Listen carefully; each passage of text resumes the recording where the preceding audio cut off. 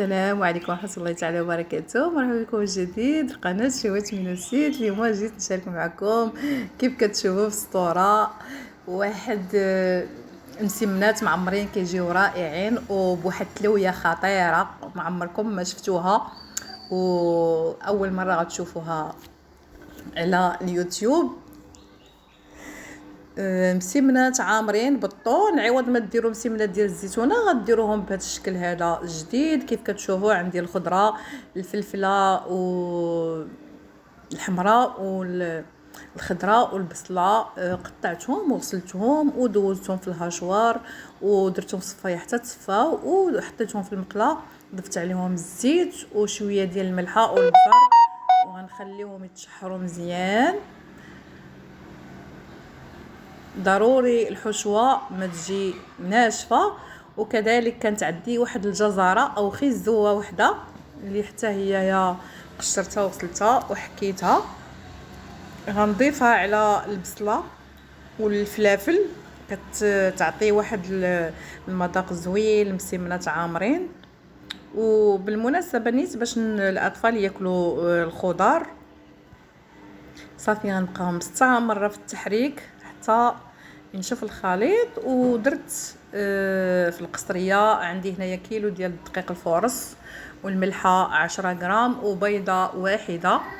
صافي بسبست الدقيق وغادي نعجنوه بالماء عادي بارد من الروبيني. وهذه هي الوصفه السحريه اللي جبت لكم. الصراحه هاد الخلطه هذه غتبقاو تعتمدوا عليها في كاع المعجنات اللي غتصاوبوا، لانها كتخليهم تيبقاو فشفشين، كيجيو زوينين ورائعين وما تيخسروش بحال المحسن. هاد الخلطه كنستعملوها عوض المحسن، كنديروا معلقه كبيره عامره ديال المايزينا ونص معلقه ديال السكر، نص معلقه ديال الخميره، وانا ما عنديش خميره الكيميائيه، يعني المره الجايه غنديرها حتى هي كتعطي واحد اللمسه لهاد الخلطه هذه. وغادي نحركهم بجوج معالق كبار ديال الخل.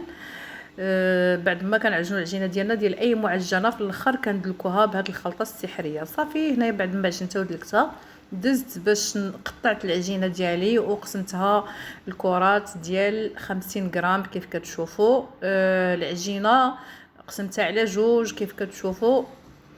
قطعت النص وبقى عندي النص اللي فيه 600 غرام غنخليه باش نخدمه مره اخرى. هاد النص اللي خدمت خرجت منه 20 كره ديال 50 غرام. صافي دابا دزت باش ندير العطريه، ثومه بودره، عندي العطريه ديال البسطيله، التحميره فيمي، الملحه والبزار درناهم، الزيت درتها، عندي هنايا صوص صوجا وصوص بواسون تا هما زوينين.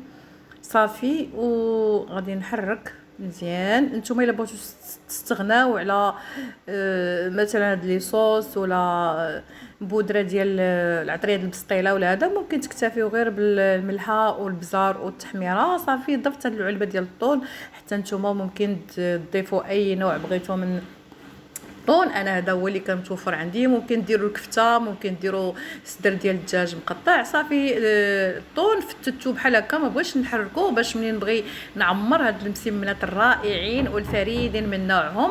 غادي نبقى نهز الحشوه وغنهز مع الطون اللي ما غاديش يكون تلف ليا في الخليط.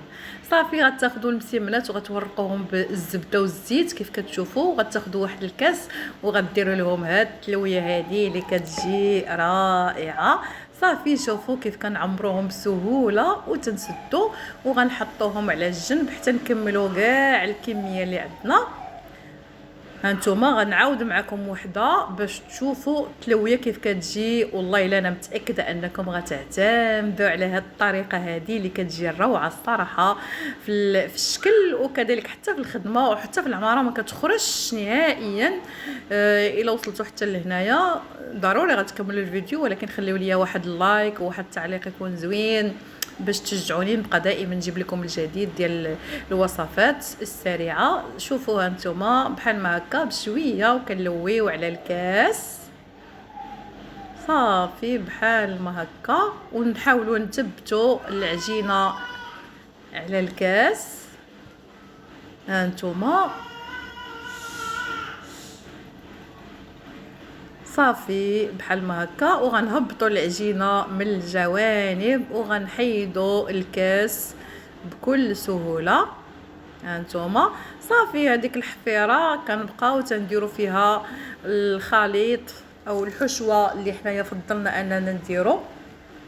انا راه غنشارك معكم العديد من الخلطات او الحشوات الصراحه، حيت عجبتني الطريقه ديال هاد التلويه هذه. غندير ان شاء الله بالكفته، غنديرو يعني مثلا داند فيمي والجبن او البصله والفرماج حتى هما كيجيو زوينين. صافي هنا بعد ما كملتهم حطيتهم في اللاطه اللي غندخلها الفرن وبسطتهم واحد شويه، غير شويه، ودهنتهم بالبيض اللي خلطته مع شويه ديال الحليب، ورشيتهم بالبافو. نتوما ممكن تخليهم بلا ما ترشوهم. وهنايا درت هذا الشكل الاخر ديال على شكل الفوري. بغيت ننوع في هاد المورقات هذه او المملحات اللي كيجيو زوينين. صافي عمرت اللاطه وطحت عندي واحد الفكره انني ندير واحد جوج ديال الحبات بالحشوه اللي هي يا حلوه. درت البنان او الموز والقرقاع وشويه ديال الشكلاط. صافي كملت ما تبقى من العجينه هذوك 3 وجوج عامرين حتى هما غندهنهم بنفس الطريقه البيض، وغادي نفندهم او غندردر عليهم حتى هما الزنجلان والبافو اللي مالحين. درت ليهم البافو، وهذوك جوجات حلوين هما اللي درت لهم الزنجلان. صافي والفران طبيعه الحال ديال الغاز كنشعلو مسبقا كيسخن، وصافي عاد كندخل المخبوزات للفرن. صافي انا غنكمل بحال ما هكا.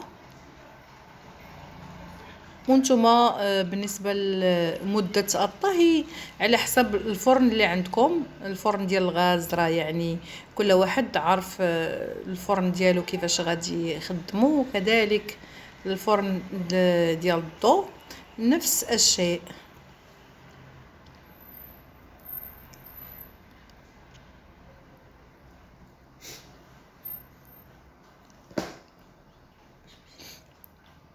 صافي بحال ما هكا.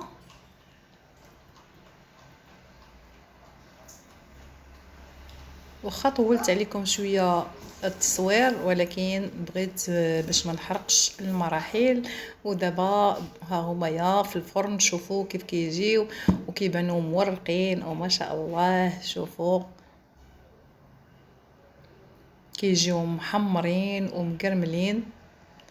حاولوا تجربوهم، ما غاديش تندموا عليهم وغتوليو مدمنين على هاد الطريقه هذه اللي كتجي سهله وبالصحه والراحه. وكيف قلت لكم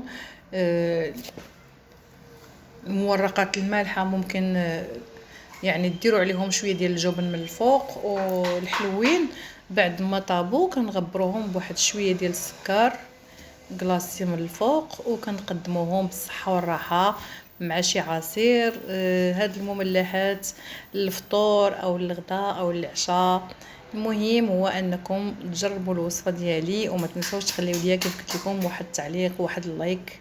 الله يجازيكم بخير باش تشجعوني ونجيب لكم وصفات اخرى ان شاء الله.